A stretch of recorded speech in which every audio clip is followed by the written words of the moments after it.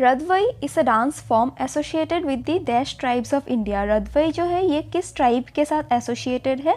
Then correct answer इस question का है it is associated with the Mewati tribes. Mewati tribes किस स्टेट के ट्राइब्स हैं ये भी हम लोग एक बार देख लेते हैं। Then it is the tribe of Haryana. Haryana का ट्राइब है Mewati tribe and Mewati tribe dance करते हैं रदवई डांस। तो रदवई डांस किस स्टेट का डांस फॉर्म है इस तरीके से पूछने से? Correct answer will be Haryana and tribe is Mewati.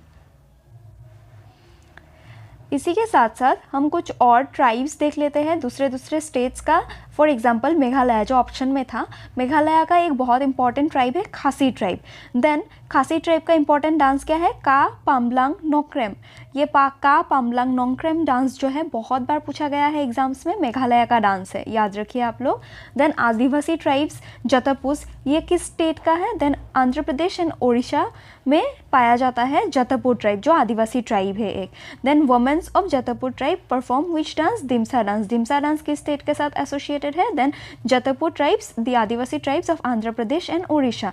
Ghoomar dance किस स्टेट का डांस फॉर्म है? ये भील ट्राइब ये डांस परफॉर्म करते हैं एंड भील ट्राइब ये डांस घूमर डांस परफॉर्म करते हैं एसोसिएटेड विद राजस्थान। इसी के साथ साथ भील ट्राइब जो है अकॉर्डिंग टू सेंसस 2011 के बाद कोई सेंसस नहीं हुआ है, यही है लेटेस्ट सेंसस। इसके अकॉर्डिंग भील ट्राइब जो है ये largest tribal group of India है, तो इंपॉर्टेंट है, आप लोग इन सभी पॉइंट्स को याद रखिए। Which part of the world has the highest density of population as of now? As of now किस पार्ट ऑफ द वर्ल्ड का हाईएस्ट पॉपुलेशन डेंसिटी है? देन दी south central Asia.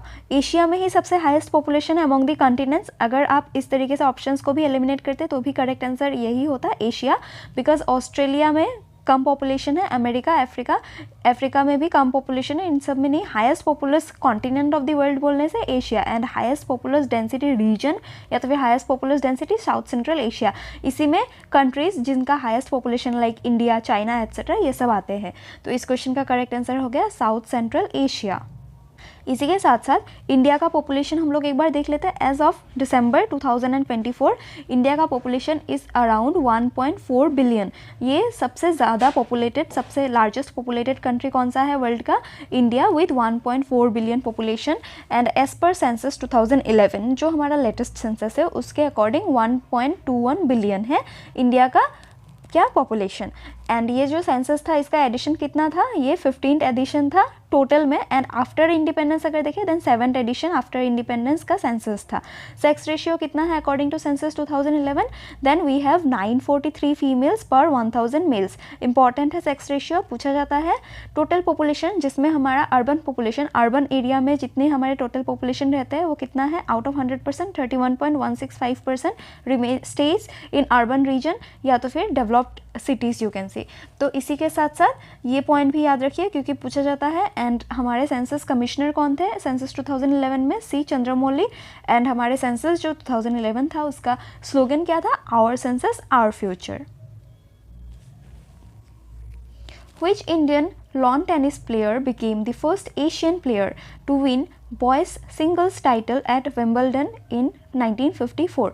Boys single जीतने वाले first Asian के साथ साथ ही was also the first Indian to win the boys single title at Wimbledon में जो लॉन टेनिस का टूर्नामेंट हो रहा था 1954 में, उसमें जीता था रामनाथन कृष्णन ने। So he was the first Asian to win boys single title. And इसी के साथ साथ हम कुछ इंपॉर्टेंट पॉइंट्स देख लेते हैं जिसमें इंक्लूड करते हैं हमारे फर्स्ट स्लैम टूर्नामेंट विनर कौन थे। ग्रैंड स्लैम टूर्नामेंट विन करने के लिए first person from India was Mahesh Bhupathi. Mahesh Bhupathi Indian tennis player है जो फर्स्ट विनर थे ऑफ ग्रैंड स्लैम टूर्नामेंट। कब जीता था? देन 1997 के जो फ्रेंच ओपन मिक्स डबल्स हो रहे थे उनमें उनके पार्टनर रिका हिकारी के साथ उन्होंने ग्रैंड स्लैम टाइटल जीता था। एंड हमारे जो फर्स्ट इंडियन है या तो फिर फर्स्ट एशियन भी यही है, first Indian as well as first Asian to win Olympic medal, then he was Leander Paes. India के है, बहुत इंपॉर्टेंट पर्सनैलिटी है। इन्होंने कब जीता था ओलंपिक मेडल? देन 1996 जो अटलांटा में ओलंपिक हो रहा था उसमें Leander Paes became the first Indian to win an Olympic medal in tennis. Which state became the first fully organic state in India? First fully organic farming state जो है वो है सिक्किम। ये कब बना? ये इंडिया के साथ साथ पूरे वर्ल्ड का है फर्स्ट ऑर्गेनिक फार्मिंग स्टेट। जनवरी 2016 में ये बना। स्टैटिक पार्ट में इंपॉर्टेंट क्वेश्चन है, आप लोग याद रखिए, पूछा जाता है। ऑर्गेनिक फार्मिंग के हम 3 टेक्निक्स देख लेते हैं। It includes crop rotation, green manure compost, biological pest control. ये 3 जो है टेक्निक्स है ऑर्गेनिक फार्मिंग का। What do you call the transparent front part of the eye? Transparent front part जो है आई का उसे कहा जाता है कॉर्निया। तो correct answer is cornea. And इसी के साथ साथ हम लोग एक बार आई स्ट्रक्चर को देख लेते हैं क्योंकि पूछा जाता है। आई स्ट्रक्चर में इंपॉर्टेंट पॉइंट्स है कॉर्निया। कॉर्निया किसे कहा जाता है? देन ये फ्रंट पार्ट जो है वो है कॉर्निया। इसी के साथ साथ अंदर ये जो 2 पार्ट्स है ये है आइरिस। आइरिस के बीच में से जो ये लाइट घुसने का जगह है उसमें प्यूपिल होता है एंड ये जो है ये लेंस आप देख सकते हैं, इससे लाइट एंटर करता है एंड ये रेटिना है, इसमें फॉर्म होता है इमेजेस। ये इमेज जो फॉर्म होता है ये इमेज फॉर्मेशन का ऑप्टिक नर्व्स इसका मैसेज कैरी करते हैं to brain and we can see the object. उसी में अगर इस पार्ट को कहे आप लोग, इस पार्ट को particularly this is the blind spot, अगर इमेज यहाँ पे फॉर्म हो देन आप एक ही बारी में नहीं देख सकते। तो इस क्वेश्चन का करेक्ट आंसर है कॉर्निया। एंड इसी के साथ साथ बाकी जो पॉइंट्स मैंने आपको बताए वो यहीं पे लिखा हुआ है। The tough outer covering of I, sclera, प्यूपिल, जो स्मॉल ब्लैक ओपनिंग होता है वो जो ब्लैक कलर का होता है आप देख सकते हैं आंखों के लेंस के बीच में, वो है प्यूपिल। आइरिस जो मस्कुलर रिंग है बिहाइंड द कॉर्निया उसे कहते हैं आइरिस। आइरिस का इंपॉर्टेंट एक रोल है जो पूछा जाता है, which part of eye controls the amount of light entering the eye? Then it is the iris। ऐसा क्वेश्चंस आया है इसीलिए मैं बता रही हूँ, तो आप लोग याद रखिए। इसी के साथ साथ कॉर्निया तो हो गया ट्रांसपेरेंट पार्ट। एंड हमारे ह्यूमन आई का स्फेरिकल जो डायमीटर होता है वो होता है 2.3 सेंटीमीटर। ये याद रखिए, बहुत बार पूछा गया है। हमारे आई का डायमीटर 2.3 सेंटीमीटर। लेंस जो पार्ट होता है उससे प्यूपिल के पीछे लाइट जाता है एंड रेटिना में इमेज फॉर्म करता है। लेंस अगर ख़राब हो जाए देन आप लोग अंधे हो जाओगे। उसके बाद ऑप्टिक नर्व जो नर्व है हमारे ब्रेन तक वो इमेज फॉर्मेशन का सिग्नल पहुंचाता है। उसके बाद हम आई से देख सकते हैं and we can perceive that is image form कर सकते हैं ब्रेन के कोऑर्डिनेशन की मदद से। इसी के साथ साथ और इम्पॉर्टेंट 3 पॉइंट्स है, हाइपरमेट्रोपिया, मायोपिया एंड प्रेसबायोपिया। ये तीनों क्या है? देन मायोपिया जो नियर साइटेडनेस होते हैं, जिसको सामने की चीज़ें दिखते हैं लेकिन दूर के चीज़ें नहीं दिखाई देते हैं, वो है मायोपिया। ये आई प्रॉब्लम्स है। देन हाइपरमेट्रोपिया क्या है? जिसको दूर के चीज़ें अच्छे से दिखाई देते हैं लेकिन सामने की चीज़ें नहीं दिखाई देते। देन प्रेसबायोपिया इन दोनों के कॉम्बिनेशन से होता है। ये है 3 आई प्रॉब्लम्स। इसी के साथ साथ एक और प्रॉब्लम है जिसे कहा जाता है कैटरेक्ट। कैटरेक्ट क्या है? कैटरेक्ट वो है जिससे आपके आई लेंस में क्लाउडी एक फॉर्मेशन हो जाता है जिससे आप ग्रेजुअली अंधे हो जाते हैं, आपको दिखाई नहीं देता। उसमें लेंस का जो चेंज करने से कैटरेक्ट ठीक होता है। The Chalukya dynasty ruled in Vatapi is in modern day Indian state of Dash। Chalukya dynasty जो था जिसने वटापी में रूल किया था with their capital in Vatapi, modern Indian state किस में है? देन कर्नाटका के चालुक्यास थे। वटापी कर्नाटका में लोकेटेड है, तो करेक्ट आंसर इज कर्नाटका। ये आप मैप में देख सकते हैं, ये रीजन जो है ये चालुक्यास का रीजन है। इसी में से हमारे 3 डिविशंस है चालुक्य डायनेस्टी के जो पूछे जाते हैं। इट इंक्लूड्स जो बदामी चालुक्यास थे या चालुक्यास ऑफ वटापी जो उनका कैपिटल था, बदामी भी कहा जाता है कभी कभी। उसके फाउंडर कौन थे? देन पुलकेशिन। देन अगला जो ब्रांच है चालुक्य डायनेस्टी का उसे ईस्टर्न चालुक्यास कहा जाता है। Eastern Chalukyas are also known as Chalukyas of Vengi. इसके फाउंडर कौन थे? देन कुब्जा विष्णु वर्धना। ये थे ईस्टर्न चालुक्य ऑफ वेंगीज के फाउंडर। देन ईस्टर्न चालुक्यास का जो लास्ट लीडर था वो कौन थे? वो थे राजा नरेंद्र। एंड वेस्टर्न चालुक्यास का भी एक ब्रांच है या तो फिर चालुक्यास ऑफ कल्याणी भी कहा जाता है, जिस ब्रांच ने जो बादामी चालुक्यास के डिसेंडेंट्स थे उनके परपोते थे, उन्होंने जब कल्याणी जो मॉडर्न डे वसा व कल्याण इस तरीके से आप नेम याद रखिए, थोड़ा डिफिकल्ट है, साउथ इंडियन नेम है। तो कल्याणी में जिन्होंने रूल किया था उन्हें वेस्टर्न चालुक्यास ऑफ कल्याणी कहा जाता है। और कुछ इंपॉर्टेंट पॉइंट्स, बादामी चालुक्यास ने एक आर्किटेक्चरल स्टाइल स्टार्ट किया था, उसे Vesara style associated with which dynasty? Then Chalukya dynasty. Chalukyan style को ही वेसारा स्टाइल कहा जाता है। इंपॉर्टेंट टेम्पल है दुर्गा टेम्पल इन आईहोल, किसने बिल्ड किया था? चालुक्य डायनेस्टी ने बिल्ड किया था। Then first south Indian king to issue gold coins who was he, then Pulakeshin II of Chalukya dynasty, Badami के चालुक्य है, ये ग्रेटेस्ट रूलर थे of Badami Chalukya. Then Aihole inscription में किसके बारे में लिखा हुआ है, इनके बारे में लिखा हुआ है, that is Pulakeshin II of Chalukya dynasty. ये आईहोल इंस्क्रिप्शन किसने कंपोज किया था, रवि कीर्ति। ये इंपॉर्टेंट क्वेश्चन है जो ऑलरेडी पूछे गए हैं, तो इन्हें मैंने हाईलाइट कर दिया, आप लोग याद रखिए। एंड बिगेस्ट अचीवमेंट कौन सा था पुलकेशिन II का, which south Indian king defeated Harshavardhana, इस तरीके से बहुत बार क्वेश्चन पूछा है। Then he was the famous Pulakeshin II, he defeated Harshavardhana. Harshavardhana जो बहुत फेमस नॉर्दर्न रूलर थे जिनको कोई नहीं हरा पाया, उनको Pulakeshin II of south India ने हराया था। देन ह्यूएनसंग ने किसके कोर्ट में विजिट किया था, Hiuen Tsang visited the court of Harshavardhana, and आप कह सकते हैं during the period of Pulakeshin II Hiuen Tsang इनके कोर्ट में भी विजिट किए थे। तो ये तीनों, ये सारे के सारे पॉइंट्स आप लोग याद रखिए, बहुत इंपॉर्टेंट है। Which of the following is one of the main active sulfur containing compounds present in garlic and onion? Garlic and onion में जो सल्फर, एक्टिव सल्फर कंपाउंड है जिसके वजह से हमारे आंखों से पानी आते हैं, वो है एलिसिन। तो करेक्ट आंसर इज एलिसिन। इसी के साथ साथ हम इंपॉर्टेंट पॉइंट्स देख लेते हैं। सल्फर कंटेनिंग जो कंपाउंड है ऑनियन एंड गार्लिक में, जिसको एलिसिन कहा जाता है, उसका एक और नेम है डायल थायोसल्फिनेट। ये इंपॉर्टेंट पॉइंट है, आप लोग याद रखिए। इस तरीके से भी ऑप्शन में दे सकता था, एलिसिन नहीं देके, तो आपको याद रखना है।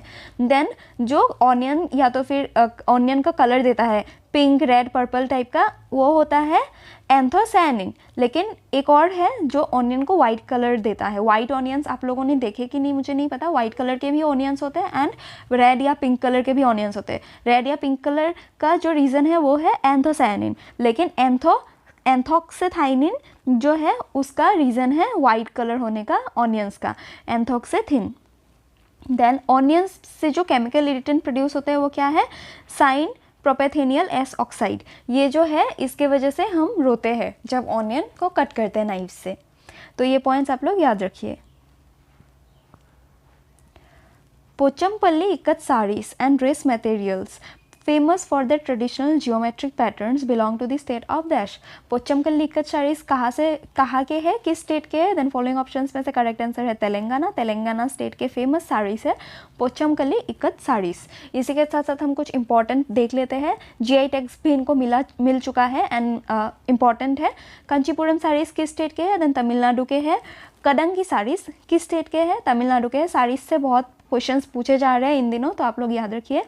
ब्लैक राइस किस स्टेट का है? GI टैग रिसेंटली मिला है, मणिपुर का है। कश्मीरी सेफ्रन को भी रिसेंटली GI टैग मिला है। Basohli pashmina and painting, Basohli pashmina and Basohli painting, ये दोनों जम्मू कश्मीर के हैं हैंडीक्राफ्ट्स, आप लोग याद रखिए। सिमलीपाल काई चटनी किस स्टेट से बिलोंग करता है? GI टैग मिला हुआ है, ओडिशा का है। गुस्सी मशरूम ये किस स्टेट का है? Then Jammu and Kashmir. And Chikri craft किस स्टेट का है? देन उत्तर प्रदेश। ये सभी पॉइंट्स याद रखिए, बहुत इंपॉर्टेंट है। A paper instrument instructing the bank to pay a specific amount from a person's account to another person in whose name it has been issued is known as।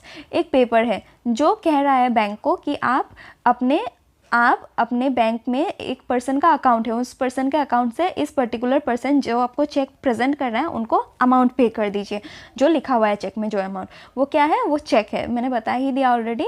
तो check एक ऐसा negotiable instrument है जिसमें instruction दिया जाता है कि जिस पर्सन का अकाउंट है, जिस पर्सन का नेम है, वो जो चेक प्रेजेंट कर रहा है अनदर पर्सन, उसको पैसा दे दिया जाए, जो स्पेसिफिक अमाउंट मेंशन होता है चेक में। इसी के साथ साथ चेक क्या है? नेगोशिएबल इंस्ट्रूमेंट है। कौन सा एक्ट प्रोटेक्ट करता है चेक्स को? Negotiable instrument act 1881। इस चेक में 3 पार्टीज इन्वॉल्व होते हैं, ड्रोअर, ड्रोई, पेई। Which of the following is an essential element used in the synthesis of proteins in plant?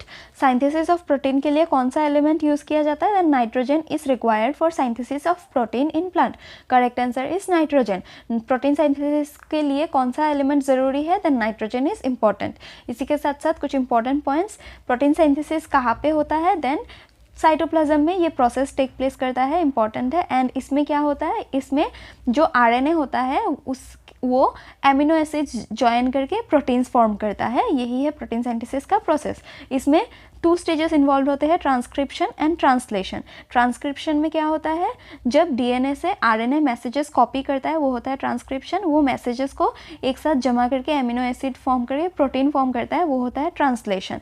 ये देखिए, ये है स्टेप्स प्रोटीन सिंथेसिस के। It includes activation of amino acids, transfer of amino acids to transfer ribonucleic acid, initiation of polypeptide chain termination and protein translocation. Translation में ही protein translocation भी आता है। डीएनए का फुल फॉर्म क्या है, deoxy ribonucleic acid, and RNA का ribonucleic acid. The word yoker is related to which sport? Yorker word जो है वो फॉलोइंग ऑप्शंस में से किस स्पोर्ट का टर्मिनोलॉजी है?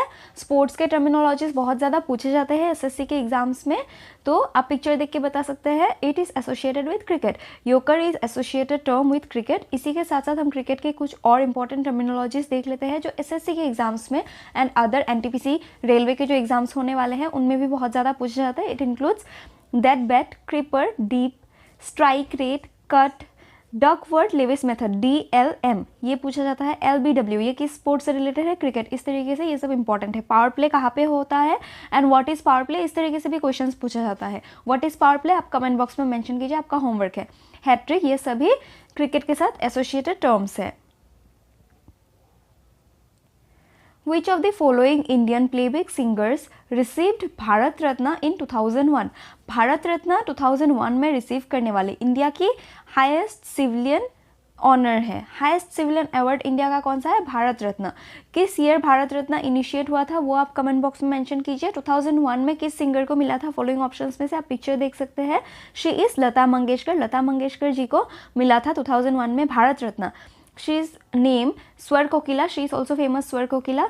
तो स्वर कोकिला किस लेडी का नेम है या तो फिर किस सिंगर का नेम है, इस तरीके से भी पूछा जाता है। लता मंगेशकर, एंड इनका डेथ हुआ है 2022 में। उसके बाद इनके क्वेश्चंस बहुत ज़्यादा बन रहे हैं, तो आप लोग ध्यान दीजिए। Which of the following cricket players wrote the autobiography A Century is Not Enough? A Century is Not Enough किसका ऑटोबायोग्राफी है? पिक्चर देख के आप बता सकते हैं। The famous cricket player Sourav Ganguly ji का ऑटोबायोग्राफी है। क्या है name? Then A Century is Not Enough। इसी के साथ साथ हम और दो important personalities that is Yuvraj Singh and Sachin Tendulkar ji का ऑटोबायोग्राफी देख लेते हैं क्योंकि ये पूछा जाता है। So what is the autobiography of Yuvraj Singh? Then it is the test of my cricket, from cricket to cancer and back. And Sachin Tendulkar का ऑटोबायोग्राफी क्या है? Then playing it my way. ये दोनों क्वेश्चंस बनते हैं एग्जाम्स में, आप लोग ध्यान दीजिए। एंड युवराज सिंह का सिर्फ the test of my life बोल के भी आता है, फुल नहीं आने से भी name the test of my life, then Yuvraj Singh. In which city is India Gate situated? India Gate किस सिटी में सिचुएटेड है? Then correct answer is Delhi में सिचुएटेड है इंडिया गेट। वहीं पे अगर गेटवे ऑफ इंडिया पूछा जाए then Gateway of India Mumbai में लोकेटेड है। इस क्वेश्चन का करेक्ट आंसर है दिल्ली। इसी के साथ साथ हम इंडिया गेट के कुछ इंपॉर्टेंट पॉइंट्स देख लेते हैं जो पूछे जाते हैं। It was built in 1931। Designer या तो फिर आर्किटेक्ट कौन थे इंडिया गेट के? Then Edwin Lutyens. इन्होंने हमारे ओल्ड पार्लियामेंट बिल्डिंग को भी डिज़ाइन किया था। हमारा जो इंडिया गेट है वो किस मॉन्यूमेंट से इंस्पायर्ड है? देन आर्क दे ट्रियम्फ इस मॉन्यूमेंट से इंस्पायर्ड है। Located near the Rajpath. Rajpath का नेम अभी रीनेम क्या किया गया था? देन कर्तव्य पथ। ये भी क्वेश्चंस बना है पिछले साल, तो आप ध्यान दीजिए। देन इसी के साथ साथ एक और कंस्ट्रक्शन हुआ था इंडिया गेट के साथ साथ। आपका कौन सा मॉन्यूमेंट कंस्ट्रक्ट हुआ था? देन अमर जवान ज्योति मेमोरियल, ये भी कंस्ट्रक्ट किया गया था along with the India Gate contemporary period में। इस तरीके से पूछा जाता है। And Gateway of India Mumbai. Who authored the book Poverty and Un-British Rule in India in 1901? 1901 में ये बुक लिखा गया था Poverty and Un-British Rule in India by Dadabhai Naoroji. इसमें इन्होंने हमारे इंडिया के ऑफ दैट टाइम इनकम को, नेशनल इनकम को फर्स्ट टाइम के लिए मेंशन किया था। एंड इस बुक को इंस्पायर किया था, इसी बुक में मेंशन था wealth of Nations, drain of wealth of Nations theory. इसी बुक में मेंशन था, किसने दिया था? Then Dadabhai Naoroji. तो इस क्वेश्चन का करेक्ट आंसर है दादा भाई नारोजी। इसी के साथ साथ इनके कुछ और इंपॉर्टेंट बुक्स देख लेते हैं। The European and Asiatic races, the poverty of India, the manners and customs of the Parsees, the wants and means of India. The wants and means of India पहले भी पूछा गया है। द पॉवर्टी ऑफ इंडिया आप लोग ध्यान रखिए। हमारे दादा भाई नारोजी जो है उनको grand old man of India भी जाना जाता है, Indian Gladstone, who is known as Indian Gladstone, then Dadabhai Naoroji, and he is also known as unofficial ambassador of India. इनको फादर ऑफ इंडियन इकोनॉमिक्स भी कहा जाता है। तो ये भी पॉइंट्स इंपॉर्टेंट है, आप लोग ध्यान देखिए। देन इन्होंने फाउंड किया था east India association in London. Drain of wealth theory जो है इन्होंने प्रपोज किया था किस ईयर में, देन 1867 में दादा भाई नारोजी ने दिया था drain of wealth theory. First attempt to calculate national income was made by Dadabhai Naoroji. और हमारा जो 1867-68 में नेशनल इनकम था, पर कैपिटा इनकम कितना था ये भी पूछा जाता है, ₹20, एंड नेशनल इनकम कितना था 340 करोड़।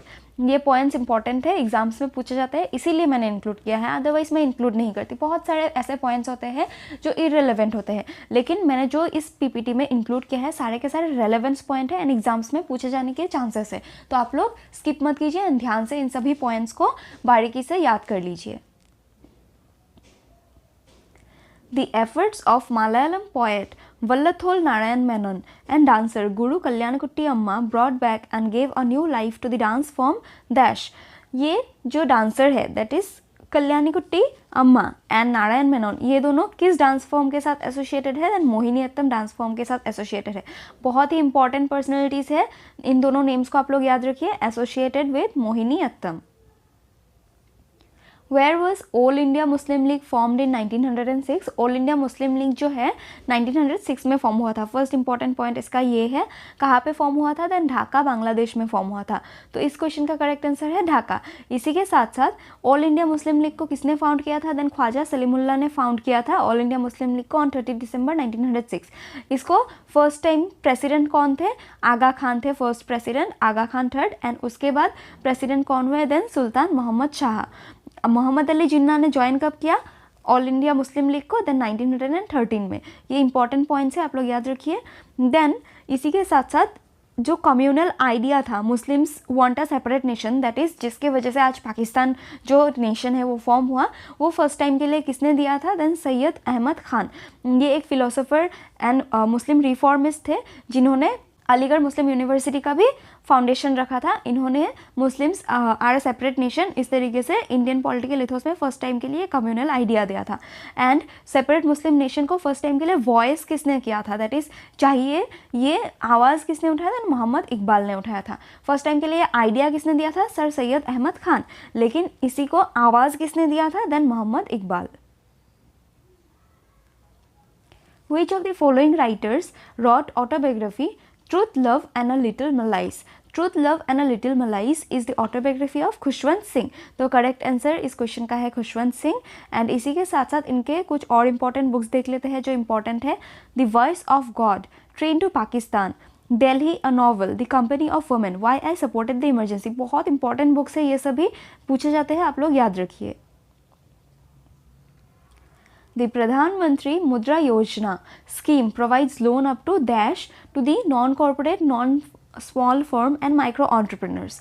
मुद्रा स्कीम जो है, मुद्रा का पिछले बार फुल फॉर्म पूछा गया था, इसमें लोन्स प्रोवाइड किया जाता है जो non farm and small micro entrepreneurs होते हैं, नॉन कॉर्पोरेट, दैट इज़ जिनका जॉब नहीं होता, जो खुद सेल्फ एंटरप्रेन्योर्स होते हैं, उनको कितने तक का लोन दिया जाता है, देन 10 लाख तक का। एंड इसी को 2024 के बजट में 20 लाख तक इंक्रीज़ किया है। ये भी पॉइंट आप लोग याद रखिए। ये प्रीवियस ईयर क्वेश्चन है, उसके अकॉर्डिंग 10 लाख था, अभी अगर पूछा देन इट इज़ 20 लाख। मुद्रा लोन का मुद्रा लोन स्कीम का जो अपर लिमिट है 20 लाख कर दिया गया है। तो इस क्वेश्चन का करेक्ट आंसर है 10 लाख। एंड इसी के साथ साथ मुद्रा का जो फुल फॉर्म है वो आप लोग कमेंट बॉक्स में मेंशन कीजिए। एंड जो मुद्रा स्कीम है उसके according to loan amount 3 types के हैं। शिशु दैट इज़ 50,000 का तक लोन कवर करता है। किशोर ये 50,000 से 5 लाख तक का लोन कवर करता है। तरुण 5 लाख टू 10 लाख। शिशु, किशोर, तरुण ये किसके साथ एसोसिएटेड है, देन प्रधानमंत्री मुद्रा योजना। इस तरीके से भी क्वेश्चंस बनता है। What is the primary cause for the highest precipitation in India? Highest precipitation in India, that is rainfall. किसके वजह से होता है, देन साउथ वेस्ट मॉनसून के वजह से होता है। तो करेक्ट आंसर इस क्वेश्चन का हो गया south west monsoon. South west monsoon Mediterranean sea से ओरिजिनेट होके हमारे वेस्टर्न घाट्स को हिट करता है। केरला को सबसे पहले हिट करता है in the month of June, and उसके बाद पूरे इंडिया में फैल जाता है। नॉर्थ ईस्ट मॉनसून किस रिट्रीटिंग मॉनसून जिसे कहा जाता है, या तो फिर नॉर्थ ईस्ट मॉनसून किस स्टेट को सबसे ज़्यादा रिट्रेटिंग मानसून का रेनफॉल रिसीव करता है, then Tamil Nadu is the state, and सबसे पहले साउथ वेस्ट मानसून किस स्टेट को हिट करता है, केरला। ये दोनों पॉइंट्स भी याद रखिए। एंड किसके वजह से सबसे ज़्यादा रेनफॉल होता है, साउथ वेस्ट मानसून। ये देखिए, ये पॉइंट्स भी मैंने मेंशन कर दिया है। First state to receive south west monsoon is Kerala, and किस डेट को रिसीव करता है, देन 1 जून को रिसीव करता है, 1 जून से 5 जून के बीच में रिसीव कर लेता है, एंड नॉर्थ ईस्टर्न स्टेट्स तक 5 जून तक पहुंच जाता है। उसके बाद एंटायर कंट्री को जुलाई 8 तक कवर करता है साउथ वेस्ट मानसून। एंड ये 2 ब्रांचेस में होते हैं हमारे जो मानसून विंड्स होते हैं, एक south west monsoon that is Arabian sea branch, and north east monsoon that is bay of Bengal branch. Last state कौन सा है जो साउथ वेस्ट मानसून रिसीव करता है, देन पंजाब, बिकॉज ये हमारा जो साउथ वेस्ट मानसून है वेस्टर्न इंडिया से घुस के ईस्टर्न होके and then it comes to west, western that is south western से रिसीव होता है, then it goes to north eastern India, then northern India, and then the west. तो Punjab becomes the last state. The Dash maestros who revived the art form in the late 1940s include Kelucharan Mohapatra and Raghunath Datta. Kelucharan Mohapatra and Raghunath Datta किस dance form के साथ associated है, and इस art form को revive किया था इन्होंने लेट 1940s में। Then both are very famous Odissi dancers. तो आप लोग याद रखिए, केलुचरण महापात्रा एंड रघुनाथ दत्त, इन दोनों का name associated with Odissi dance form. Odissi dance form को किस डांस स्टाइल से लिया गया था, देन ओधरा मगधा। ओधरा मगधा किस स्टेट का डांस फॉर्म है, देन ओडिशा। एंड इसमें जो डांसर्स होते हैं या तो फिर चीफ रिपोजिटरीज होते हैं ओडिशी डांस के, उनको महरीज कहा जाता है। ये पॉइंट्स भी इंपॉर्टेंट है। They were called temple dancers. Gotipua कौन है, गोटीपुआ जो ओडिशी डांस फॉर्म करते हैं, जो बॉयज़ होते हैं, जो लड़की सज के, that is they take the form of girls और they impersonate themselves as girls, the boys are known as Gotipua in the Odissi dance. And इसके इंपॉर्टेंट इंस्ट्रूमेंट, सबसे ज़्यादा इंपॉर्टेंट पॉइंट यही है, आप लोग याद रखिए, pakhawaj, tabla, violin, woodwind, sitar, cymbal, harmonium and swarmandal, ये सभी इंपॉर्टेंट इंस्ट्रूमेंट्स हैं ओडिशी डांस फॉर्म के। तो आप लोग याद रखिए, सिंस ये क्लासिकल डांस है एंड इंस्ट्रूमेंट्स पूछे जाते हैं जब क्वेश्चंस को टफ करना होता है। गोटीपुआ का क्वेश्चन भी पहले आ चुका है, ये सभी पॉइंट्स प्रीवियस ईयर क्वेश्चंस में आए हैं, तो मैंने ऐड कर दिया, आप लोग ध्यान दीजिए। Famous epics related to Odissi dance, कुछ इंपॉर्टेंट बुक्स जो ओडिशी डांस के साथ एसोसिएटेड है। देन अभिनय दर्पण किसने लिखा था, जदुनाथ सिन्हा। अभिनय चंद्रिका किसने लिखा था, राजमणि पात्रा। अभिनय चंद्रिका किसने लिखा था, then again Maheshwar Mahapatra. And Gita Govinda जो जयदेव का, ये बहुत इंपॉर्टेंट बुक है, बहुत बार पूछा जा चुका है एग्जाम में, ये भी ओडिशी डांस फॉर्म के साथ एसोसिएटेड है। तो ये सभी बुक्स याद रखिए, इनके ऑथर्स पूछे जाते हैं। सबसे इंपॉर्टेंट इन सब में है जयदेव का Gita Govinda. Which of the following is true about disposable income and personal income? सबसे पहले disposable income and personal income होता क्या है। पर्सनल इनकम, एक इंडिविजुअल जितना इनकम अर्न करते हैं फ्रॉम ऑल डिफरेंट सोर्सेज, वो हो जाता है personal income. A persons income from every source, and उसी में जब टैक्स एंड ऑल एक्सपेंसेस होते हैं उनको डिडक्ट करने के बाद जो इनकम बचता है वो होता है डिस्पोजेबल इनकम, जिसको इंडिविजुअल खर्चा करते हैं after paying all the taxes and interest. तो इस क्वेश्चन का करेक्ट आंसर क्या हो गया, how is disposable income related to personal income, is equal to personal income. Disposable income equal नहीं होता है बिकॉज इसमें टैक्स एंड ऑल डिडक्ट करने के बाद होता है, तो it is always less than personal income. ये हो गया करेक्ट पॉइंट। ग्रेटर किसी हाल में नहीं हो सकता एंड ग्रेटर और लेस नहीं हो सकता बिकॉज टैक्सेस एंड डिडक्शंस लगने के बाद हमेशा इनकम कम जाएगा, बिकॉज ये आप अपने इनकम से पे कर देंगे। तो इस क्वेश्चन का करेक्ट आंसर है disposable income is always less than personal income. Disposable income को डिस्पोजेबल पर्सनल इनकम भी कहा जाता है because it is the income left after paying all the taxes. इसका फॉर्मूला हम एक बार देख लेते हैं, personal income minus personal current taxes is disposable income. Which of the following best describes the process of calorimetry? Calorimetry क्या है, calorimetry है जो हम किसी भी केमिकल रिएक्शन के टाइम पे हीट रिलीज किया जाता है या तो फिर हीट एब्जॉर्ब किया जाता है, उसे कहा जाता है कैलोरीमेट्री। तो इस क्वेश्चन का करेक्ट आंसर है measuring the amount of heat energy transferred. तो इस क्वेश्चन का करेक्ट आंसर है point number 4, what is calorimetry. Then calorimetry is the process of measuring amount of heat released और absorbed during a chemical reaction. By knowing the change in heat it can be known it is exothermic और endothermic reaction. Exothermic reaction कौन से होते हैं? एक chemical reaction के time पे जब हीट रिलीज किया जाता है वो होता है एक्सोथर्मिक रिएक्शन, पूछे जाते हैं एग्जाम्स में। एंडोथर्मिक रिएक्शन क्या है? जब हीट एब्जॉर्ब किया जाता है, that is endothermic reaction. Calorimetry जो है ये कौन सा प्रिंसिपल फॉलो करता है? देन कैलोरीमेट्री का प्रिंसिपल फॉलो करता है the law of conservation of energy. हमारा पूरा यूनिवर्स जो है वो इसी लॉ के अंडर चलता है, that is law of conservation of energy. इस लॉ के अकॉर्डिंग जितना एक बॉडी हीट लॉस करता है वो अनदर बॉडी गेन कर लेता है, दैट इज जो हॉट बॉडी होता है वो हीट रिलीज करता है एंड उसका जो हीट रिलीज होता है, जितना हीट वो लॉस करता है वो कोई अनदर कोल्ड बॉडी गेन कर लेता है, दैट इज रिसीव कर लेता है, एब्जॉर्ब करता है। ये है प्रिंसिपल या तो फिर law of conservation of energy and ये law of conservation of energy के ऊपर पूरा यूनिवर्स चलता है and the principle of calorimetry also follows this law. ये इंपॉर्टेंट पॉइंट्स है, आप लोग ध्यान दीजिए। कैलोरीमेट्री का फॉर्मूला क्या है? देन कैलोरीमेट्री का फॉर्मूला है Q equal to MC delta T। Q क्या है? Then Q is the heat evolve, that is calorimetry के प्रोसेस में कितना हीट रिलीज या एब्जॉर्ब हुआ। M मतलब mass, C is the specific heat capacity and delta T is the change in temperature. Delta हम change के लिए denote करते हैं, ये भी आप सबको पता होगा।